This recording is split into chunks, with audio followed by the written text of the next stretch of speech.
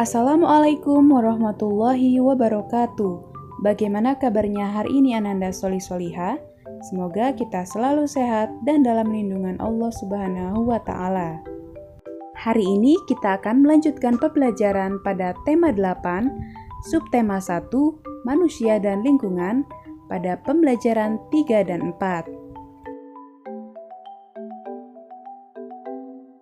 Ananda Solih-Soliha, ada beragam budaya di Indonesia. Keragaman budaya terjadi di antaranya karena masyarakat menyesuaikan dengan lingkungan sekitar. Ada sebuah daerah yang memiliki keunikan budaya berupa rumah betang. Di daerah manakah itu? Ayo kita cari tahu. Rumah betang Uluk Palin. Rumah betang atau rumah panjang Uluk Palin terletak di Kapuas Hulu, Kalimantan Barat. Rumah betang ini berukuran panjang 268 meter, tinggi 5-6 meter, dan memiliki 53 bilik rumah. Rumah betang Uluk Palin dihuni lebih dari 500 jiwa yang terdiri atas sekitar 130 kepala keluarga.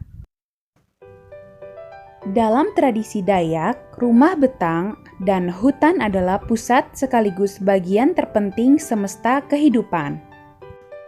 Seperti jika kita mengucapkan kata kampung, pulang, dan rumah, rumah betanglah yang diingat oleh masyarakat Dayak. Bagi mereka, rumah betang juga merupakan pemersatu. Di sanalah mereka berkerabat dan bertradisi. Di rumah betanglah tradisi Dayak terpelihara. Rumah betang adalah kekayaan budaya Indonesia. Namun, pada Sabtu 13 September 2014 malam, rumah betang Uluk Palin terbakar. Tidak ada yang tersisa dari rumah betang yang terpanjang dan tertua seantero Kalimantan itu. Masyarakat bersedih karena kehilangan tempat tinggal. Lebih dari itu, masyarakat Kalimantan bersedih karena rumah betang Uluk Palin merupakan cagar budaya yang sangat penting.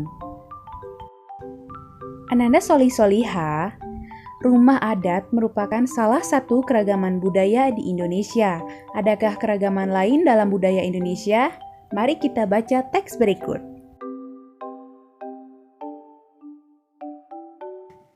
Keragaman budaya bangsa di wilayah Indonesia.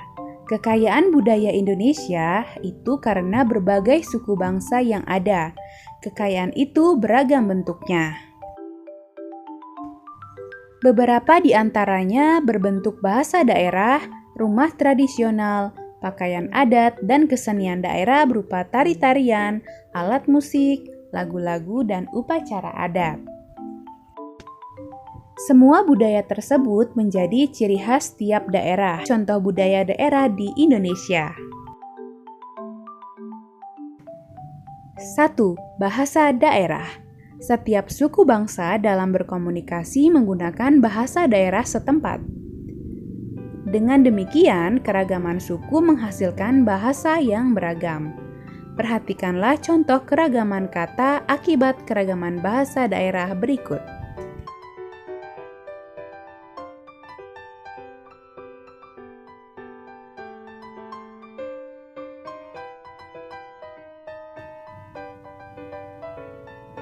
Keragaman bahasa daerah tidak menimbulkan masalah antar suku bangsa.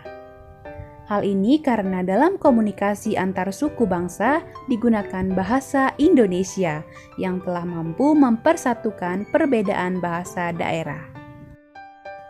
2. Rumah adat. Hampir setiap suku memiliki bentuk rumah sebagai tempat tinggalnya yang berbeda-beda. Bangunan rumah di setiap suku disesuaikan dengan kondisi alam. Nama pun berbeda-beda. Berikut nama beberapa rumah adat dari berbagai daerah di Indonesia.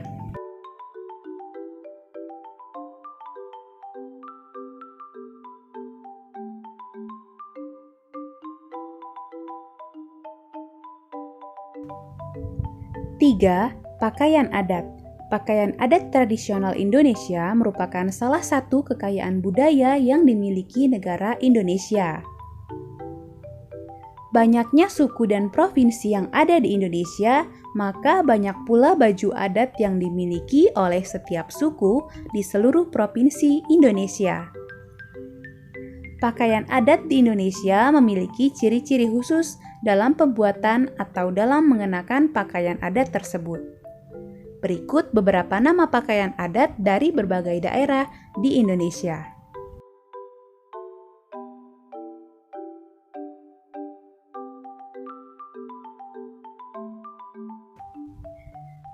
4. Kesenian daerah. Kesenian daerah di wilayah Indonesia sangat beragam. Setiap suku bangsa memiliki kesenian khas terdiri atas tari-tarian dan lagu daerah.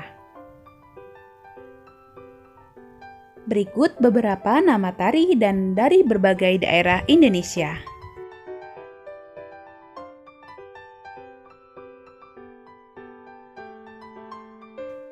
Itulah contoh keragaman budaya yang ada dalam masyarakat Indonesia. Indonesia memang memiliki masyarakat majemuk. Namun demikian, masyarakat Indonesia tetap hidup rukun, saling menghormati, dan bertoleransi antar warga masyarakat. Selain keragaman budaya, ada berbagai jenis usaha dan kegiatan ekonomi dalam masyarakat. Apa sajakah itu?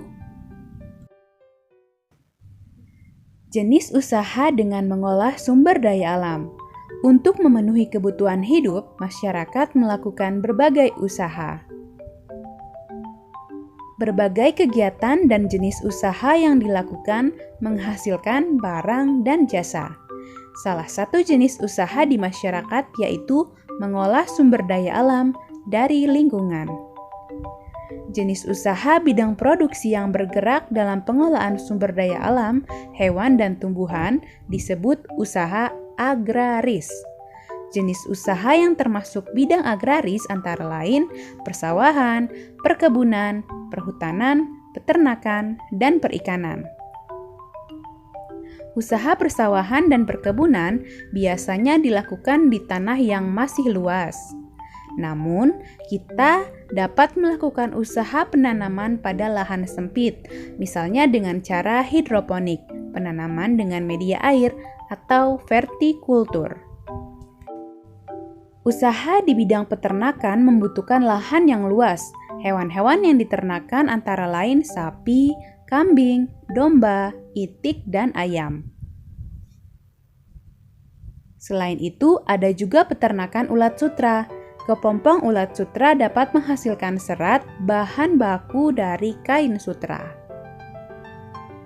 Kegiatan pertanian lainnya adalah perikanan. Usaha di bidang perikanan dapat dilakukan di daerah pantai atau bendungan atau waduk. Akan tetapi, ada juga usaha perikanan yang memanfaatkan kolam-kolam di lahan persawahan. Ada pula jenis usaha lain yang memanfaatkan secara langsung sumber daya alam tanpa harus mengolah terlebih dahulu. Jenis usaha ini disebut bidang usaha ekstraktif. Bidang usaha ekstraktif yaitu berburu, pertambangan, dan penebangan hutan. Selain di bidang agraris, ada bermacam-macam jenis usaha masyarakat Indonesia. Jenis usaha itu ada yang menghasilkan barang dan ada jenis usaha yang menghasilkan jasa. Beberapa jenis usaha. Jenis usaha dibagi menjadi 3. Yang pertama, perindustrian. Yang kedua, perdagangan.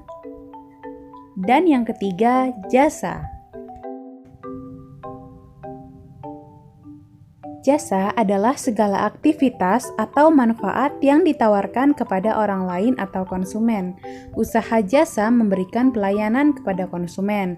Contoh pekerjaan yang menjual jasa adalah guru, pengacara, dokter, montir mobil, jasa keuangan, pemandu wisata, dan sebagainya. Kita harus dapat menghargai setiap kegiatan usaha yang ada di lingkungan sekitar. Beberapa cara menghargai jenis usaha orang lain. Yang pertama, menumbuhkan persaingan usaha yang sehat. Kedua, menghormati usaha ekonomi orang lain dengan tidak iri atas keberhasilannya. Yang ketiga, menjunjung tinggi setiap jenis pekerjaan yang dilakukan oleh orang lain. Dan yang terakhir, meneladani keberhasilan orang lain dengan sikap positif. Demikianlah pembelajaran kita hari ini. Sampai jumpa di pembelajaran berikutnya. Ibu akhiri, wassalamualaikum warahmatullahi wabarakatuh.